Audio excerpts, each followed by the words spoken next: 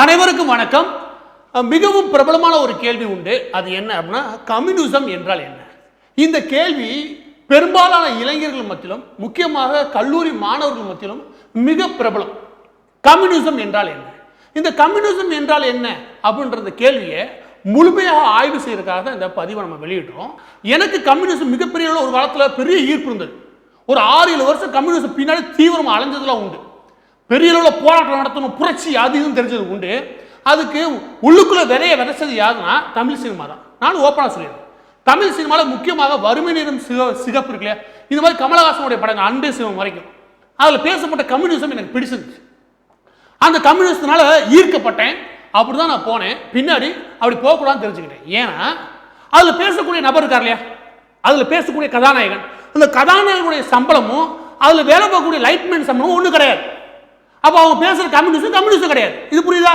அதாவது எனக்கு போ மிச்ச இட்லி என்னோட இட்லி கிடையாது அப்படின்னு ஒரு ஹீரோ பேசுறாருன்னா அந்த ஹீரோட சம்பளம் எவ்வளவு? 40 கோடி. அங்கே வேலை பார்க்கக்கூடிய லைட்மேனோட சம்பளம் 400 ரூபாய். அப்போ அங்கே உட்காந்து பேசுகிற கம்யூனிஸ்ட்ல எந்த அர்த்தமும் கிடையாது. இது உங்களுக்கு புரியுதா? அப்போ கம்யூனிசத்தை திரைப்படங்களை தேடக்கூடாதுன்ற முடிவுக்கு நான் வந்தேன் அப்பவே. இப்போ இருக்கக்கூடியதுக்கு எடுத்துக்காட்டு இந்த இட்லி கதை இருக்கு இல்லையா, அதை வச்சுக்கோங்க. அதனால புத்தகங்களை தேடி படிக்க ஆரம்பிச்சோம். முதலாவது, நீ கம்யூனிசம் தெரிஞ்சுக்கணும்னா தயவு செய்து உணர்ச்சி வசப்படக்கூடிய இந்த அரசியல் டயலாக் இருக்குல்ல, பெரிய பெரிய ஃபிகர் இருக்காங்களே, சத்யராஜ், கதாநாயகிகள் பேசுறாங்களே, அதெல்லாம் நம்பாதீங்க. அவங்கள பல கோடிகள், பல ஆயிரம் கோடிகள் சொத்தை சேர்த்துட்டு நம்மளை தோழர்கள் தூண்டி விட்டுறாங்க. உண்மைக்கு மாறா. ஸோ நம்ம இங்கே தேடக்கூடாது. புத்தகங்கள் இருக்கக்கூடிய கார்ல் மார்க்ஸ் போன்றவர்கள் என்ன சொல்றாங்க, அது எப்படி நடைமுறைப்படுத்துறதுக்கான வாய்ப்பு உண்டுன்ற விஷயங்களை தேடும். அதுக்காக நான் என்ன பண்ணேன், இந்த மாதிரி புத்தகங்களை தேட ஆரம்பிச்சேன். அப்ப நான் பண்ண மிகப்பெரிய இன்னொரு தப்பு என்னன்னா, இந்த விதமான தலைவர்களை தேடி படிக்க ஆரம்பிச்சேன். இந்த விதமான தலைவர்களுக்கான புத்தகங்கள் ஏகப்பட்ட புத்தகங்கள். பொதுவாகவே உலகம் முழுவதும் எந்த லைப்ரரிக்கு போனாலும், அது இந்தியாவில் முக்கியமாக, இன்னும் சொல்ல போனால் தமிழ்நாட்டில் நீங்கள் லைப்ரரிக்கு போனால் 2 விதமான புத்தகங்கள் மட்டும் தான் பார்க்க முடியும். ஒன்று கம்யூனிஸ்ட், இன்னொன்று திராவிட கொள்கைகள். இதில் மாறி மாறி விதவிதமாக நிறைய பேர் இருப்பாங்க. ஆனால் 80% புத்தகம் இந்த புத்தகம் தான் இருக்கும். ஆனால் தேடி படிக்கும்போது கார்ல் மார்க்ஸுடைய வாழ்க்கை வரலாறு, சேகுவோட வாழ்க்கை வரலாறு, ஸ்டாலின் என்ன சாதிச்சார், லெனின் அதை பண்ணி தள்ளிட்டார் அப்படின்னு ஏகப்பட்ட புத்தகங்கள் இருக்கும். இதை தான் நானும் படித்தேன். அது படிக்கும்போது அப்படியே பொங்கும்.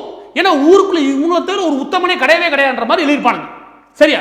நான் இந்த இடத்துல சொல்ல வேண்டிய மிக முக்கியமானது என்ன, இந்த உலகத்தில் ஒட்டுமொத்த எக்கனாமி, அதாவது பொருளாதாரம் இல்லையா, இந்த எக்கனாமிக்கல் ஸ்ட்ரக்சர், பொருளாதார கொள்கைகள் 1850களில் முழு மாற்றம் அடைஞ்சிச்சு. அதுக்கு முக்கிய காரணகர்த்தா கார்ல் மார்க்ஸ் தான். இங்க இருக்கக்கூடிய ஒவ்வொரு தொழிலாளர்களுக்கும் ஒரு ஏற்பாடு உருவாகுது இல்லையா, அவங்களுக்கு பிஎஃப் பிடிக்கணும், அவங்களுக்கு எதிர்காலம் ஒன்று இருக்கு, அவங்க குடும்ப நலன் ஒன்று இருக்குது. அந்த விஷயம் இப்ப செய்தலை உலகம் ஃபுல்லா இருக்கக்கூடிய அரசுகள் அதற்கான முன்னோடியா இருந்து அதற்கான விதையை விதைச்சது கார்ல் மார்க்ஸ் தான். இதை யாராலும் மறுக்க முடியாது. நான் இந்த இடத்துல ஒரு விஷயத்தை தெளிவா சொல்றேன். எப்படி நியூட்டானிசம் ஒட்டுமொத்த உலகத்தை திருப்பி போட்டு சயின்ஸ் பக்கம் போச்சோ, அதாவது அறிவியலின் பக்கம் நகர்த்துச்சோ உலகத்தை, நியூட்டானிசத்தை முடிவு கொண்டது எப்படி ரிலேட்டிவிட்டி தியரி மூலமா ஐன்ஸ்டீன் ஒட்டுமொத்த நியூட்டானிசம் உலகத்தை திருப்பி போட்டாரோ, இவங்கெல்லாம் முக்கியமான காலகர்த்தாவை நீங்க எடுத்தீங்கன்னா, முக்கியமான காரணகர்த்தாவை எடுத்தீங்கன்னா, ஒட்டுமொத்த பொருளாதார கொள்கைகளை மாற்றி அமைக்க முற்பட்டதில் மிகப்பெரிய அதிர்வை உருவாக்குறது முதல் ஆள் எனக்கு தெரிஞ்ச கார்ல் மார்க்ஸ் தான். கார்ல் மார்க்ஸ் தான் முதலாக அது வரைக்கும் இருந்த ஒட்டுமொத்த உலகத்துல பொருளாதாரம் இப்படி யோசிக்கூடாதா, இப்படி யோசிக்கிறான்னு சொல்லி தட்டி சொன்ன முதல் மனிதர். அதனால நான் அவர் மேல இன்னைக்கு எனக்கு பெரும் மரியாதை உண்டு. அதை தாண்டி லெனின், ஸ்டாலின் மேல எனக்கு மரியாதை கிடையாது பெரிய அளவு. மாவோ மேல சுத்தமா கிடையாது. சரியா? இந்த மாவோயிஸ்ட் ஊர்ல தெரியால, ஆனால் சொல்றேன், மாவோ மேல எந்த பெரிய மரியாதை எனக்கு கிடையாது. உண்மை தெரியாம ஊர்ல சுத்தி தெரியானுங்க. அதெல்லாம் ஸ்டாலின் மேல பெரிய அளவுக்கு ஈடுபாடு கிடையாது. பட் லெனின் மேல ஆரம்பத்துல எனக்கு ஈடுபாடு உண்டு. லெனினை தாண்டி நமக்கு மிக அதிகப்படியான ஈர்ப்பை கொடுத்தது ட்ராட்ஸ்கி. ஓகே, இவர். இப்ப உங்களுக்கு ரொம்ப ஈர்ப்பை கொடுக்கக்கூடியது யாருன்னா சேகுவேரா, ஃபிடல் காஸ்ட்ரோ. சரியா? எல்லாரும் சேகுவோட போட்டோ வச்சிருப்பீங்க.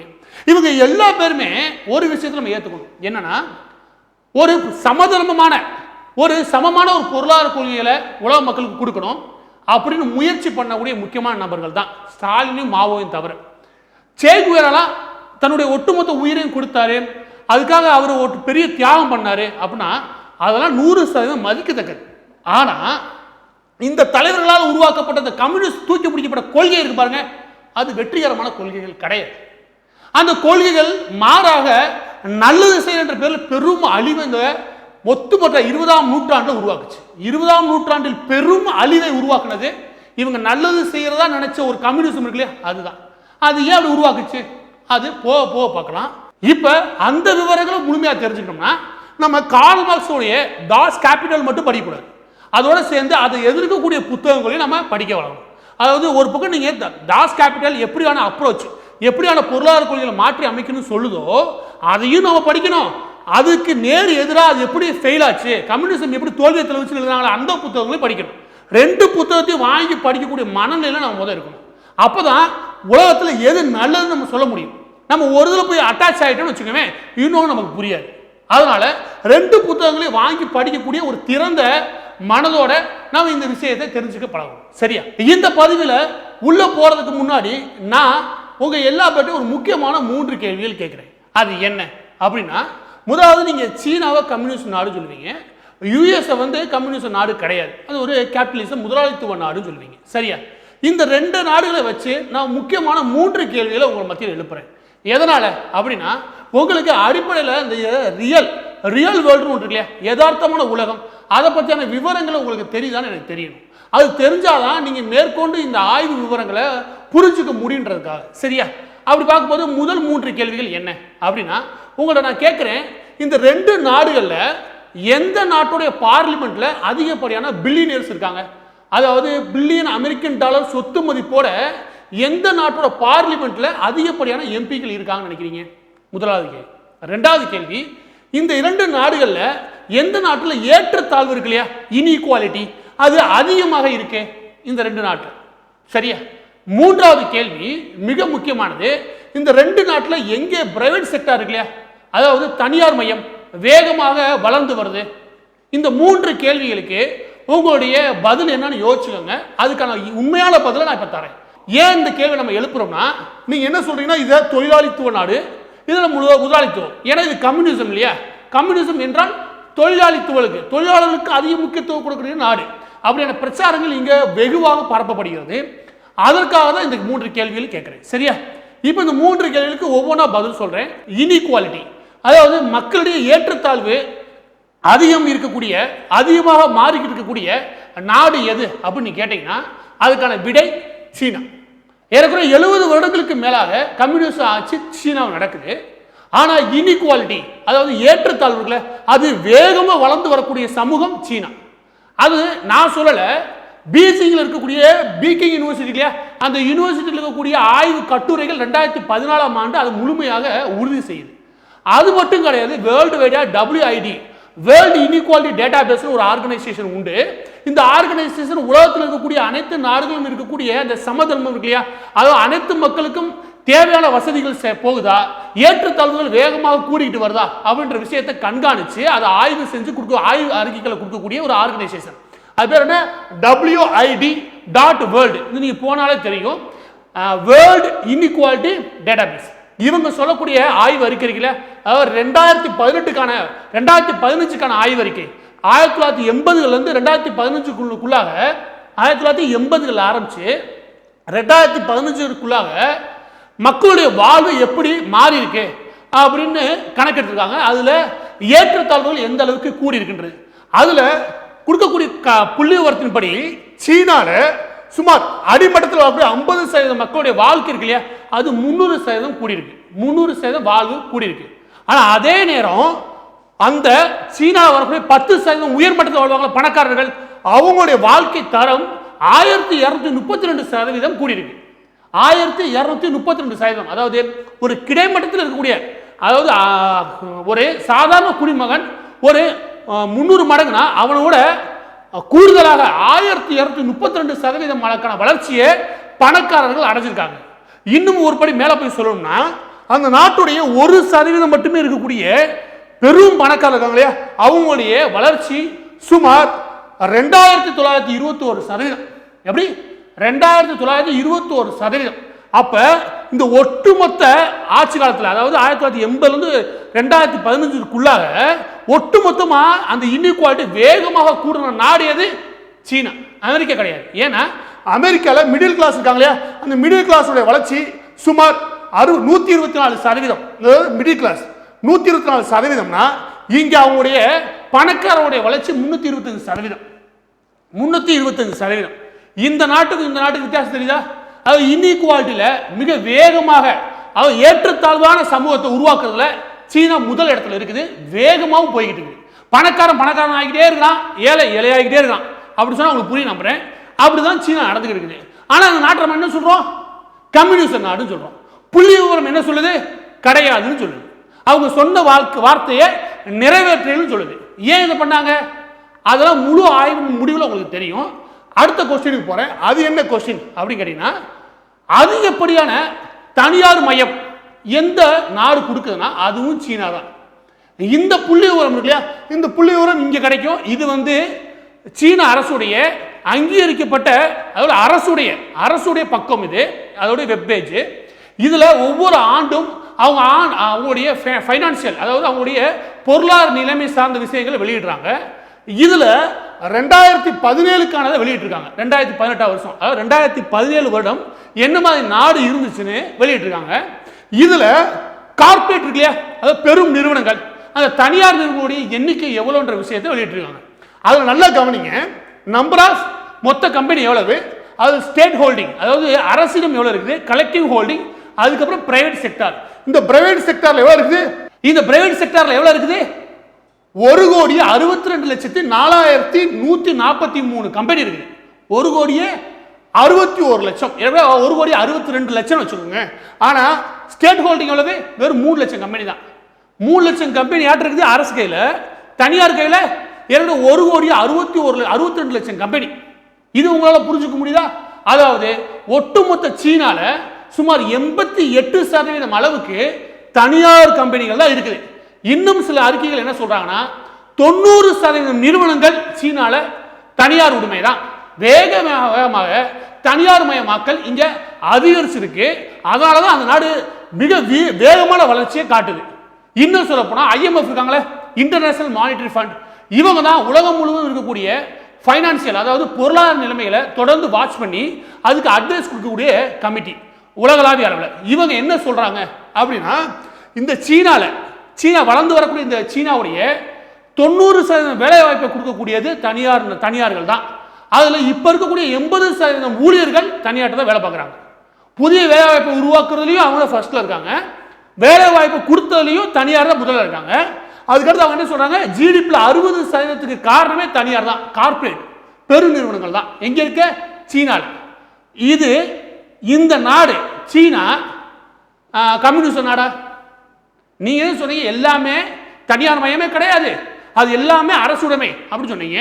எங்க இந்த 90% கம்பெனிகள் தனியாருக்கு போச்சு? அந்த விவரம் எப்படி உங்களுக்கு தெரியுமா? 1980 வரைக்கும், அதாவது மாவோ இருந்த வரைக்கும் எந்த விதத்திலும் சீனா நம்மளோட பெரிய ஆகவே இல்லை. நம்மளுடைய பொருளாதாரமும் சீனாவுடைய பொருளாதாரம் ஒண்ணுதான் 1980 வரைக்கும். இது எல்லாம் உங்களுக்கு தெரியுமா? 1984க்கு அப்புறம் சீனா தன்னுடைய ஒட்டுமொத்த பொருளாதார நடவடிக்கைகளை மாற்றி அமைச்சாங்க.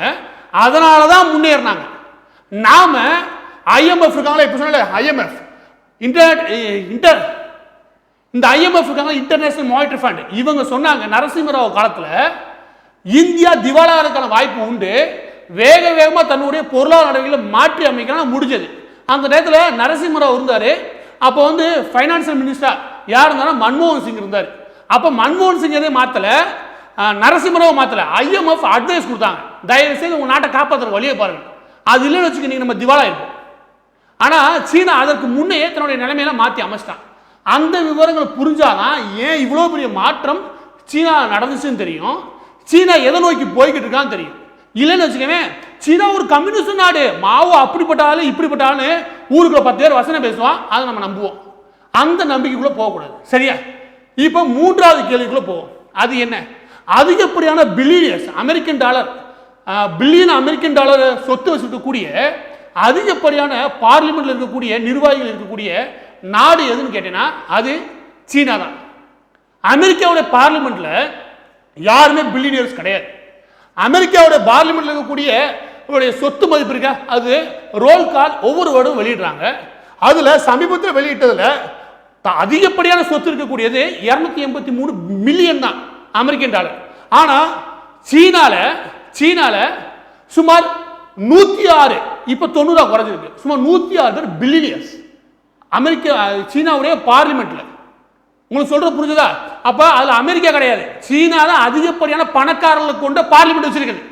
இது கம்யூனிஸ்டா? இவன் கம்யூனிஸ்டா கேட்கிறேன். சோ இந்த மூன்று கேள்வியில உங்களுக்கு ஒரு விஷயம் தெளிவா புரியும். அது என்ன அப்படின்னா, கம்யூனிஸ்ட் நாடுன்னு சொல்லக்கூடிய சீனா முழுமையாக 90% தனியார் மயம் ஆயிருச்சு. சரியா? இது ஒன்று. ரெண்டாவது, அவங்களோட பார்லிமெண்ட்ல பெரும் பணக்காரர்கள் இருக்கானுங்க. இது புரிஞ்சிச்சு. மூணாவது, இன்இக்வாலிட்டி. எல்லாரையும் சரியா நடத்தணும்னு சொன்ன கம்யூனிஸ்ட் நடத்தக்கூடிய அந்த நாட்டில் இன்இக்வாலிட்டி, அதாவது ஏற்றத்தாழ்வு வேகமாக வளர்ந்து வருதுன்ற விஷயமும் உங்களுக்கு புரிஞ்சிருச்சு. சரியா? ஆனா ஆட்சி செய்யறது யாரு? கம்யூனிஸ்ட். அப்ப இதெல்லாம் நடந்துச்சு. அங்கேதான் இந்த மூன்று கேள்வி அடிப்படையில் தான் அங்கேதான் நீங்க புரிஞ்சுக்க வேண்டிய விஷயம் என்ன, தயவு செய்து உணர்ச்சி வசப்படாம யதார்த்தமான உலகத்தை பத்தியான உண்மையை தேடி தெரிஞ்சுக்கணும்னு நான் சொல்றேன்.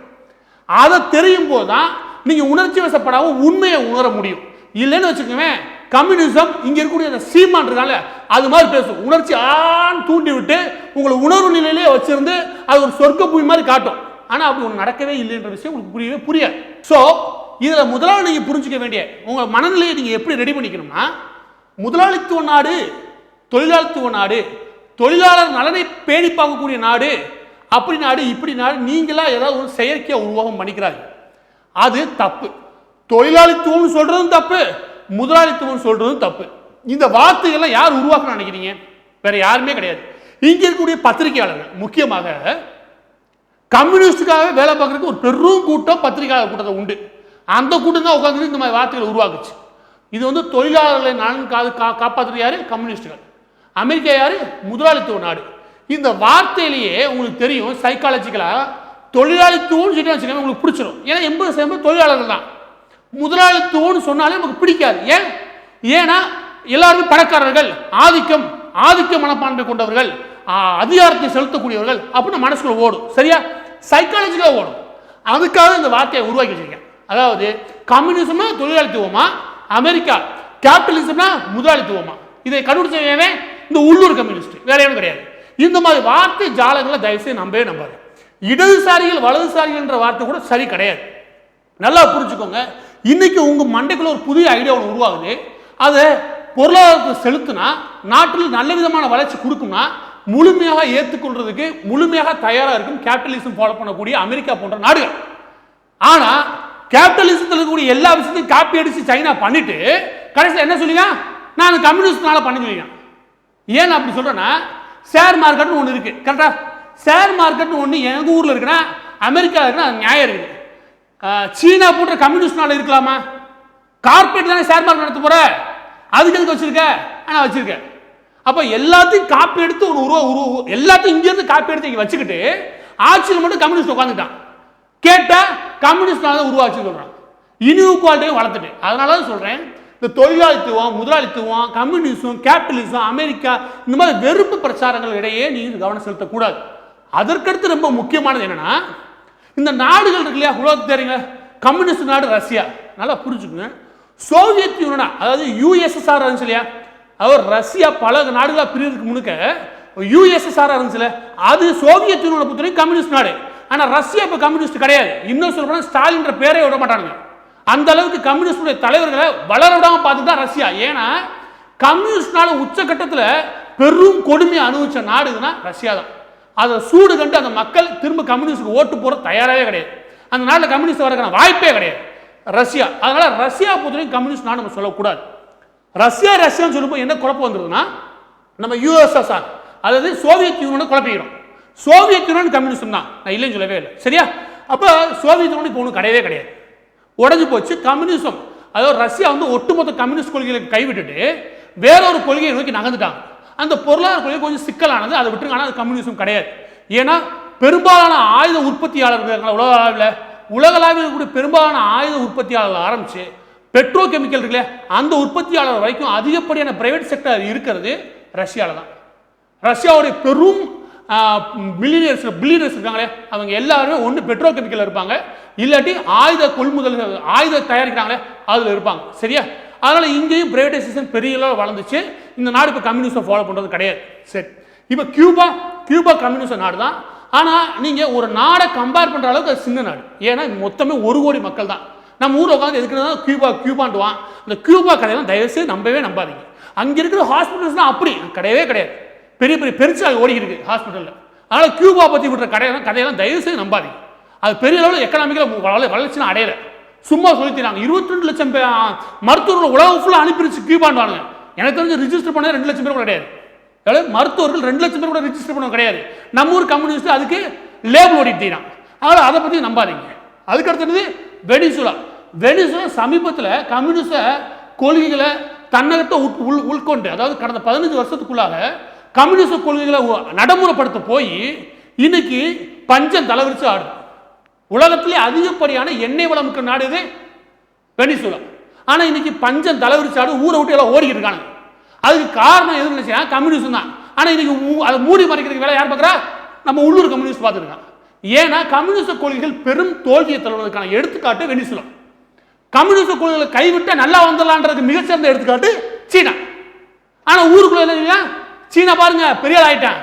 அவன் கம்யூனிஸ்ட் கொள்கை வச்ச பெரிய ஆளானா கேளுங்க தெரியாது. அதெல்லாம் நான் சொல்லும் போது என்ன சொல்லுவேன்னா, உலக நாடுகளை பற்றியான விவரங்களை எடுக்கும்போது தயவு செய்து அது என்ன விதமான பொருளாதார கொள்கைகளை நடைமுறைப்படுத்துறாங்க, அந்த நடைமுறைப்படுத்தப்பட்ட பொருளாதார கொள்கைகள் இப்போ எப்படி இருக்குது, என்ன விதமான தாக்கத்தை உருவாக்குச்சு, அது எல்லாத்தையும் புள்ளி விவரங்களுக்கு இடையே அவங்களுடைய ஆய்வு அறிக்கையில் தேடுங்க.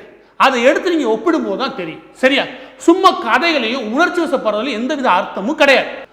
இன்று இந்த பதிவை இதோட நிப்பாட்டிக்கலாம். இந்த பதிவில் நான் சொல்ல விரும்புனது இதுதான். அது என்ன அப்படின்னா, கம்யூனிசம் போன்ற சித்தாந்த கொள்கைகளை நீங்க படிக்கிறதுக்கு முன்னே என்ன விதமான மனநிலைக்கு நீங்க வரணும். அதாவது என்ன பண்றீங்கன்னா, பல நேரங்களில் இங்க வில்லன் அங்கிட்டு ஹீரோ, இங்கிட்டு ஹீரோ அங்க வில்லன், அந்த மாதிரியான ஒரு மனநிலைக்கு வந்துடுறீங்க. அதாவது ஒரு சினிமா கலாச்சாரத்தில் ஊறி போன நம்மளோட மனநிலை எப்படி இருக்குன்னா, இவங்களாம் வில்லன்கள், இவங்களாம் ஹீரோக்கள், அப்படியான ஒரு மனநிலையில எந்த ஒரு சித்தாந்தத்தையும் அவங்க படிக்கக்கூடாது. முக்கியமாக கம்யூனிஸ்ட் சித்தாந்தங்களை படிக்கக்கூடாதுன்றதுதான் என்னுடைய எண்ணம். அதற்காக சில விளக்கங்களை கொடுத்துருந்தேன். அதற்காக சில யதார்த்தமான உலகத்தில் கூட புள்ளி விவரங்கள் நான் முன் வச்சிருந்தேன்.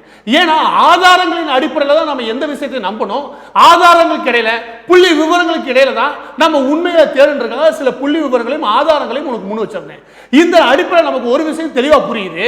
அது என்னன்னா, கம்யூனிஸ்ட் சித்தாந்த கொள்கைகளை நாம வெளியிலிருந்து கொஞ்சம் பொறுமையா எந்தவித உணர்ச்சி வசப்படாம பார்க்கணுன்றது நம்மளால புரிஞ்சுக்க முடியுது. சரிதானே?